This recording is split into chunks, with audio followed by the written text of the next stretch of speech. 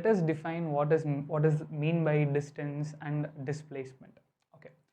So again, this is a basic, very basic concept which you would have already known very well.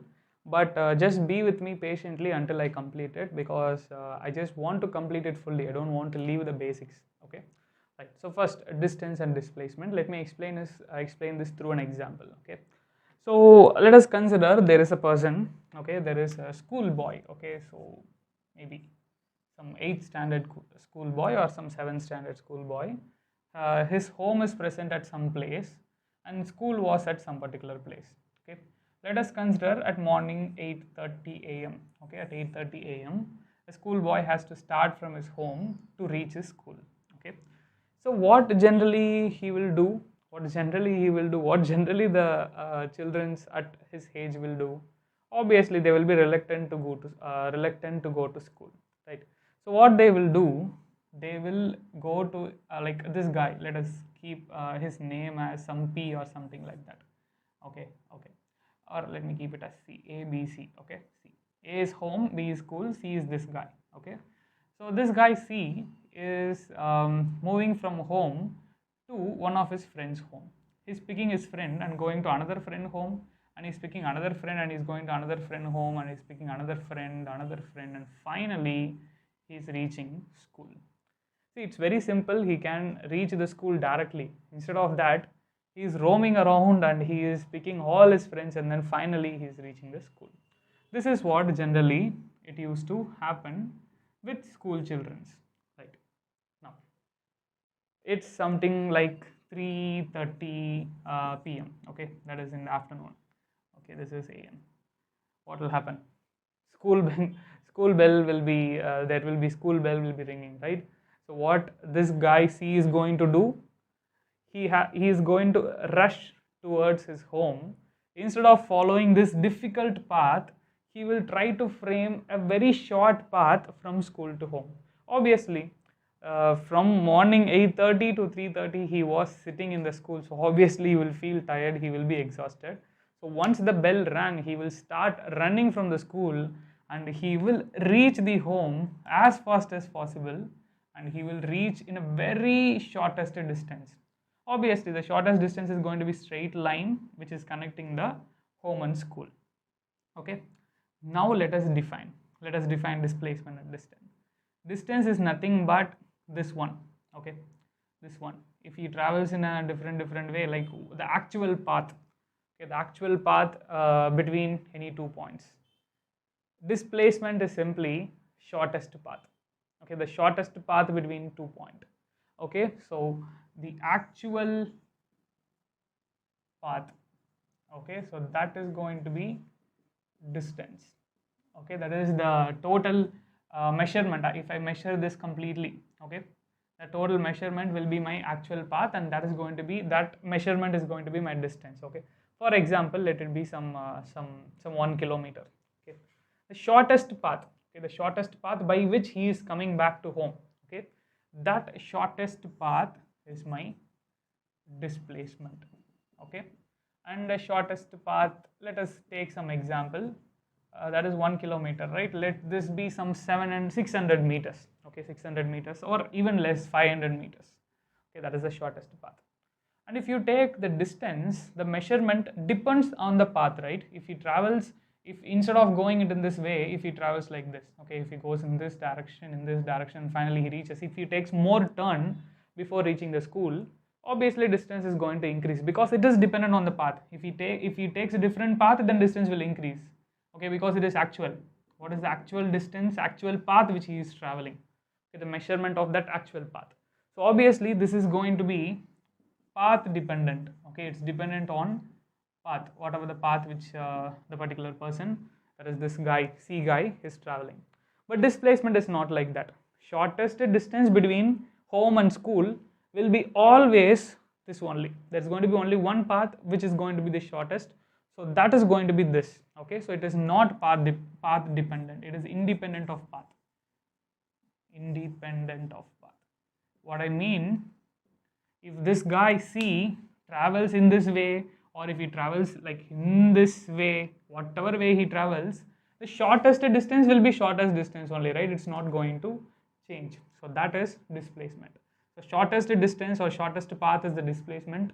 The actual path distance or actual path measurement will be distance. Let us represent this distance with what is that?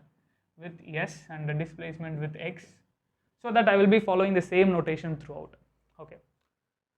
One more, displacement is a vector quantity, because whenever you are going to mention displacement, you are going to mention both is magnitude and also direction. But in case of distance, it is scalar. See, let us talk more about this. Okay, regarding this, first, how to find out the displacement. You need a basic knowledge from, what is that, you need some let us take, this is y, I'm very sorry, this is y, this is x, very sorry, I just written it wrongly. Yeah, what I was saying, yeah, so this is y, this is x, right? Okay, or else let us do something. Let me keep this as s vector, okay, so that it will be easy for us to find out the difference between distance and displacement. Okay, now how to find out this? Okay, we know that s vector, let us take, this is a, this is b. Okay, so the student is moving from where to where? From b to a, right? So b a vector will be my displacement vector, okay, which is nothing but s vector. Now how to find this? Simple. First we will understand what is mean by position vector. Okay, so let us take a point here. Okay, let us take a point here P, and this point P is present, let us consider, is present at a distance r, okay, from the origin O. Okay, now how to define this particular point, or how to define the position of this particular point, where it is located, how to define it? We know that 0 is the origin. From origin, where this particular point is located, how I can define it? Let me say, wait, this particular point P is present at a distance x, okay, from origin in x-axis. Listen, and this particular point P is present at a distance y from origin in y-axis, right? But if I am keep on saying like this, like the point P is present at x in the direction of x, and it is present at a distance y in the direction of y, it will be lengthy. I just need a small expression for defining it. There comes vectors. Okay, see, we will take unit vector along x-axis as I vector, and unit vector along y-axis as j vector. What is the use of this unit vector? We need to understand that first. This I vector and j vectors are simply used for representing the direction. Its magnitude is 0, simply 0. If I say just I vector, it indicates the direction is, sorry, it's not 0, the magnitude is 1, always 1. Okay, so if I say I vector, it simply indicates x-axis. It's indicating direction is x-axis, magnitude is 1. And if I say j vector, it is simply an unit vector in y-axis. So this both I vector and j vector are used for representing the direction. It is used for simply representing the direction. Now we know that magnitude of I vector and j vector is 1, right? And if I multiply x with I vector, what it is going to indicate? What is going to indicate? X with I vector, what it is going to indicate? Understand it carefully. X into I vector is indicating magnitude is x. In what direction? In x direction. Now if I multiply y into j vector or j cap, what it is indicating?